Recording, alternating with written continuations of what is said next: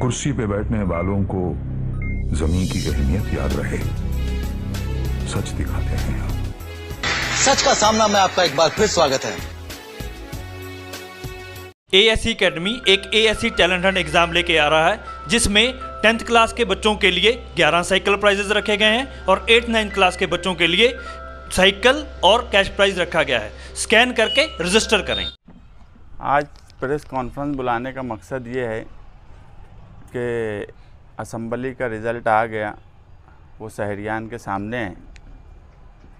हमें इस शहर में नाकामी मिली, मगर जो सरसरी एक जायज़ा लिया गया तो उसमें ये एक बात समझ में आई कि लोग हमारे मुद्दे, हमारे इशूज़ और जो हमारा काम काज रहा है, लोगों ने वो पसंद किया और एक बड़ी तादाद ने वो पसंद किया। मगर इस शहर में ये जो हो रहा है कि जो लोग काम नहीं करते उनके ताल्लुक़ से 5 साल तक लोग उनको बुरा भला बोलते, उनको गालियाँ देते, वो फ़िरका परस्तों से मिले हुए रहते, कहीं ना कहीं ये सब बात को बुरा माना जाता। मगर कोई भी सियासी लीडर हो, वो मैं रहूं या कोई दूसरा रहे, अगर हमारी बातें या सियासी लीडरान का काम काज का तरीका लोगों को बुरा लगता है और वो उसको बुरा मानते हैं, तो जब तक इस शहर में वोट की शक्ल में उनको चोट नहीं दी जाएंगी, उस वक्त तक मालेगांव शहर के मसाइल हल होंगे ऐसा हमको नहीं लगता। तुम किसी को भी कितना भी बुरा बोलो, कितना भी गाली दो, मगर जब उसको तुम वोट दे देंगे तो उसके लिए वो गाली और उसको बुरा बोलना कोई मतलब या कोई मायने नहीं रखता। सियासी लीडर के लिए वोट ही उसकी ताकत होती है, और अगर उसको वोट मिल रही है तो उसको कहीं से ज़रूरत नहीं है कि वो कोई काम काज करे या किसी भी तरीके से वो जो लोग चाहते हैं उस तरीके का शहर में कामकाज हो। हमने इस शहर में रोज़गार के मसाइल पर बात की, तालीम के मसाइल पर बात की, यहाँ तक कि हमारे लीडरान अबू आसिम आज़मी और रईस शेख साहब, इन्होंने भी असेंबली में मालेगांव शहर के ताल्लुक़ से बात रखी। मैं तो यहाँ तक मानता हूँ कि अबू आसिम आज़मी साहब ने जितनी बात उनके खुद के हलके के लिए नहीं की, उससे ज़्यादा बात मालेगांव के लिए की। मगर इन सब बातों के बाद भी अगर शहरियान इस तरह का फ़ैसला करेंगे तो कहीं ना कहीं लीडरों में मायूसी आएंगी। हम ना पहले कभी मायूस हुए, ना अभी हम मायूस हो रहे हैं। हमें 4% वोट मिली, टोटल वोट का जो हिस्सा था उसका 4% हमको मिली। हमको अगर 1% भी वोट मिली होती तो भी हम मालेगांव शहर के मसाइल और मालेगांव शहर के लोगों के लिए काम काज करने में कोई कोताही ना पहले किए हैं ना आगे करेंगे। मगर आम लोगों तक अब किस तरीके से काम काज किया जाए, हम इससे पहले भी बोले कि अब कहीं ना कहीं हमको हमारा तरीका बदलना पड़ेगा।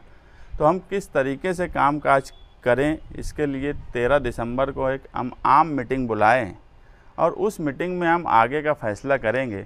उससे पहले हमने एक कमेटी बनाई है जो अलग अलग हिस्सों के लिए बनाई गई है। जोन ए आगरा रोड का शुमाली हिस्सा, जिसमें वार्ड नंबर 3, 5, 6, 7 और 2 आते हैं, उसकी जिम्मेदारी अतर हुसैन अशरफ़ी, सुहेल अब्दुल करीम को दी गई है।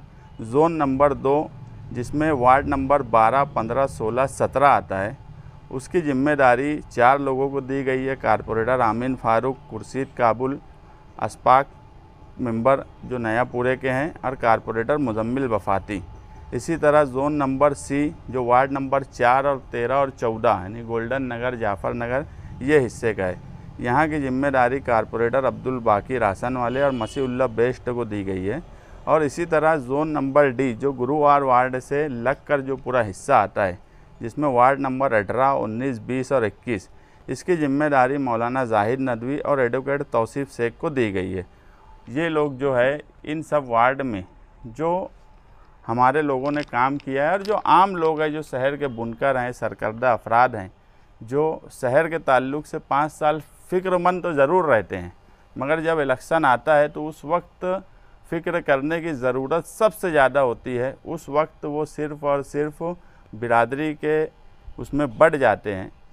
और आने वाला वक्त जो है, हमने माजी में देखा है कि मालेगांव शहर के साथ मुसलसल नाइंसाफ़ी हुई है, इससे पूरा शहर इनकार नहीं करता, कि आउटर का जो हिस्सा है वहाँ के जो मंत्री हैं उन्होंने कुछ मतलब इस हिस्से के लोगों से मिलकर इतनी ताकत से इधर का फंड और इधर के जो भी सरकारी दफातर थे वो उस हिस्से में ट्रांसफ़र कर लिए। और आने वाला वक्त कारपोरेशन इलेक्शन का है, हमें कहीं ना कहीं लगता है कि इस मर्तबा जो है उससे ज़्यादा ताकत से फ़िरका परस्त इस शहर को, ख़ास तौर से मालेगांव सेंट्रल को लूटने का काम करेंगे। जो मुस्लिम हिस्से की आबादी है उसमें जो सहूलत थी उसे ना इन 5-7 सालों में मिला और ना आगे मिलने का हमको कोई चांस लग रहा है।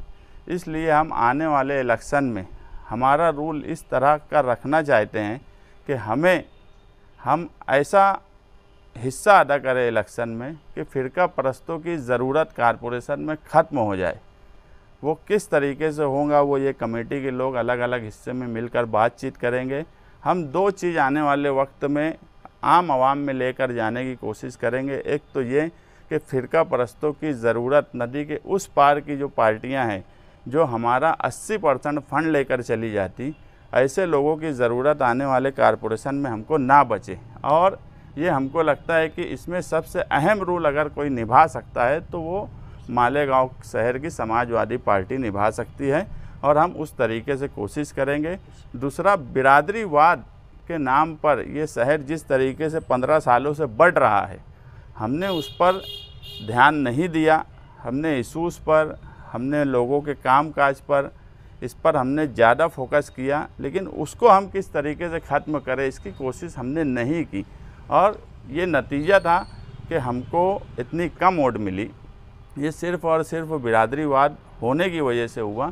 तो वो किस तरीके से ख़त्म हो, या हम क्या रूल ऐसा हमारा रहे इलेक्शन में, किसके साथ हम किस तरीके का रूल अदा करें, ये हम तय करेंगे ताकि बिरादरीवाद ख़त्म हो। और शहर काम काज को लेकर शहर के जो हालात हैं, इससे मैं फिर बोलता हूँ कि मालेगांव शहर में जो सरसरी हमने एक जायज़ा लिया उसमें ये बात बिल्कुल साफ़ हुई कि शहर के हालात बिल्कुल ख़राब हैं और शहर तामीर और तरक्की के नाम पर यहाँ कुछ नहीं हो रहा है।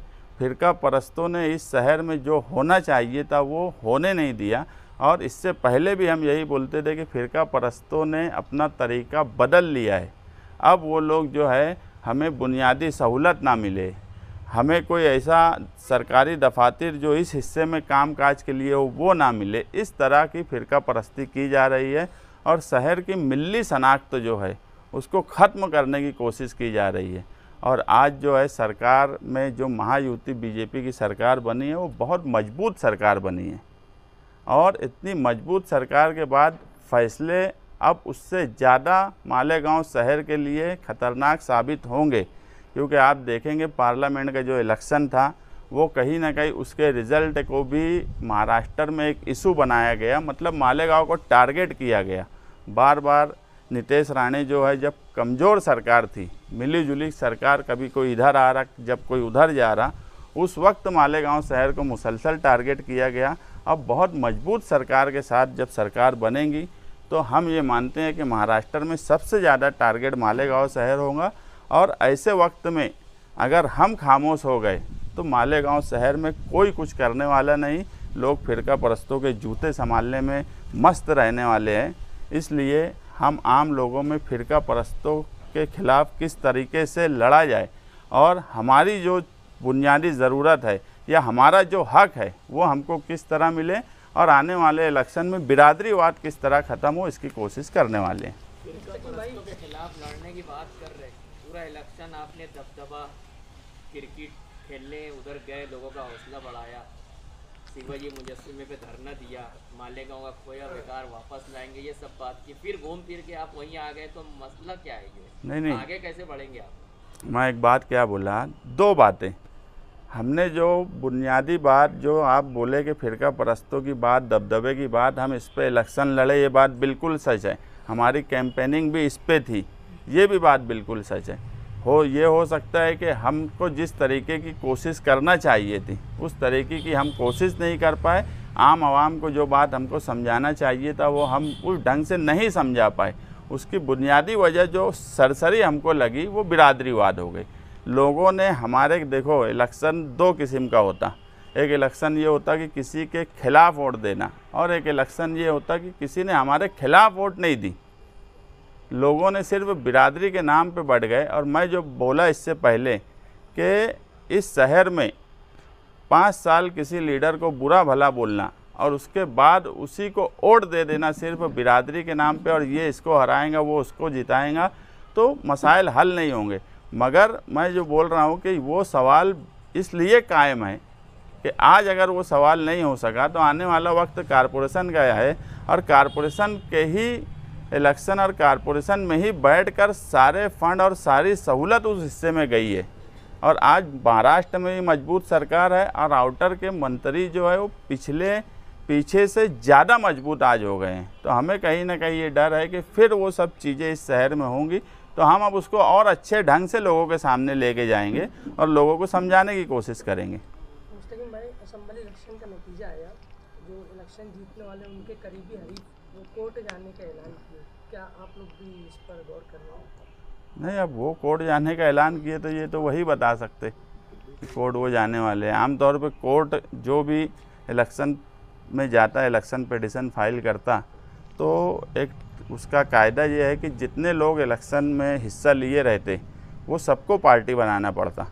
तो अगर वो कोर्ट जा रहे हैं तो वो तो हमको भी पार्टी बनाएंगे मुखालिफ में, क्योंकि हम भी इलेक्शन में एक हिस्सा लिए, तो उस वक्त हम देखेंगे क्या करना है। कारपोरेशन चुनाव की आप बात कर रहे हैं, कारपोरेशन चुनाव की बात कर रहे हैं आप, तो कुछ ऐसा गठबंधन कुछ जहन में है? आप अकेले दम पे तो आप फिरका परस्तों को नहीं रोक पाएंगे, समाजवादी की इतनी ताकत नहीं लगती, तो क्या कुछ नया गठबंधन? मैं एक बात जो बोला कि हमारा रूल कारपोरेशन के इलेक्शन में ये रहने वाला है कि हम नदी के उस पार की ज़रूरत इस बार ख़त्म कर देंगे, ये रूल हमारा रहेगा। कॉन्फ्रेंस के दौरान आपने कहा था कि हम दुश्मन नंबर 1 कौन है ये तय करने में हम चूक गए। हाँ, बराबर बात है। तय करेंगे कि क्या है, और आपने कमेटी बनाने का ऐलान किया, ये हमने एक सरसरी, मैं बोला कमेटी बनाई थी, सरसरी रिपोर्ट आई, अब जोन वाइज हमने जिम्मेदारी दे दी है, और 13 तारीख को जो आम मीटिंग बुला रहे हैं उसमें ही हम, हो सकता है उस वक्त तक हमारे पास रिपोर्ट आ जाए और हम दुश्मन नंबर 1 कौन है शहर का वो हम उस मीटिंग में डिक्लेयर कर सकते। सियासत में कोई किसी का मुस्तकिल दोस्त और दुश्मन नहीं होता, निहाल साहब परसों बोलते रहे, तो कोई ऐसा मामला रखेंगे या फिर कुछ नया रास्ता? मैं एक बात बोला कि आने वाले वक्त में हम इस शहर से बिरादरीवाद किस तरीके से ख़त्म हो ये कोशिश करेंगे।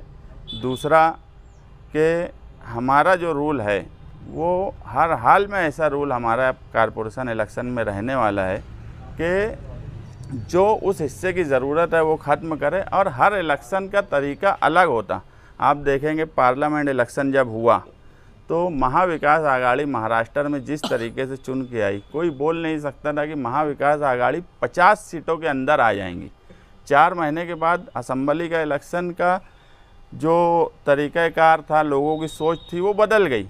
पार्लियामेंट के इलेक्शन में जो मालेगांव शहर ने 2 लाख वोट दिया, वही पंजे निशान पे 7,000 वोट दिया। तो इलेक्शन, हर इलेक्शन दूसरे इलेक्शन जैसा नहीं होता। जो आप बोले कि यार नहीं ऐसा लगता कि कारपोरेशन के इलेक्शन में हम लोग कोई बहुत ताकत से आ सकते हैं, तो कारपोरेशन के इलेक्शन की नवैयत बिल्कुल अलग होती है, असेंबली की बिल्कुल अलग होती है। असेंबली में 2 उम्मीदवारों ने बिरादरी के नाम पर अपने आप को अलग अलग हिस्से में बांट लिया, और ये इलेक्शन में जो सबसे बड़ी वो हुई, इलेक्शन शुरू होने से 2 महीना पहले मौजूदा एमएलए ने जो अंसारी बिरादरी का नाम लेकर जो बात बोली, वो कहीं ना कहीं दूसरी बिरादरी को भी एक साथ होने में ताकत का काम किया।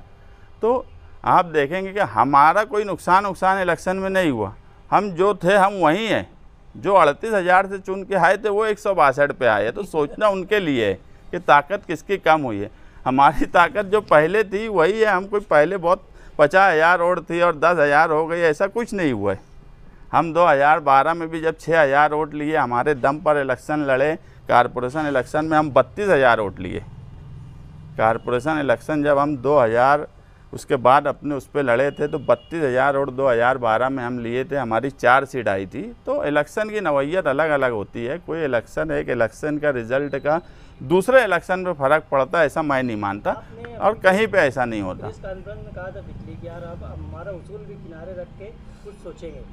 तो आसिफ शेख अपने स्टेट से आपके कामों की तारीफ कर रहे हैं, तो क्या कॉरपोरेशन के अंदर ये गठबंधन की तरफ क्यों नहीं जा रहे? नहीं, देखो तारीफ कौन कर रहा, मैं खुद तकरीर नहीं सुना। एक तो बहुत लंबी तकरीर रहती मालेगांव में अब लीडरों की, इतना टाइम मिल नहीं पाता। अभी है टाइम, मगर उसके बाद भी नहीं सुना।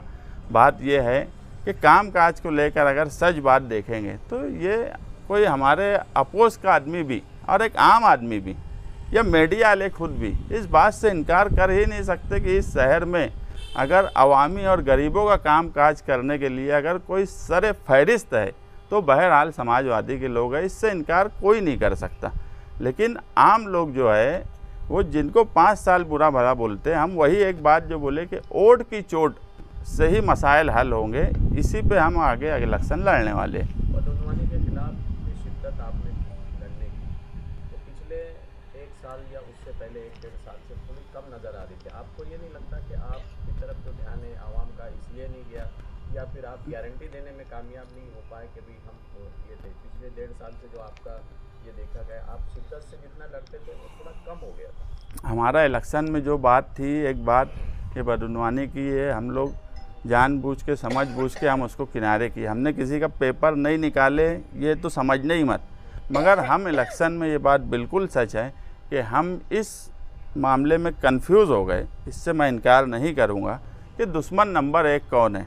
हम कंफ्यूज ये हुए कि अगर ये मामले को हम किसी एक लीडर की तरफ लेकर जाने की कोशिश करेंगे तो हमारे ऊपर जो इल्ज़ाम लगाया जा रहा है वो और शिद्दत से लगाया जाएगा। ये हमारी गलती थी, ये भी मैं तस्लीम करता हूँ, ये हमारी गलती थी।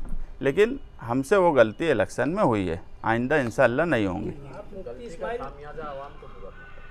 नहीं, ऐसा है कि देखो आवाम को खामियाजा भुगतना पड़ा, आवाम को खामियाजा भुगतना पड़ेगा आने वाले वक्त में भी, क्योंकि जनरल एक बात बिल्कुल साफ़ है कि जो इतनी टूटी फूटी सरकार में 5 साल काम नहीं करवा पाए, वो इतनी मजबूत सरकार में काम काज करवा पाएंगे ऐसा मुमकिन कहीं से नहीं है।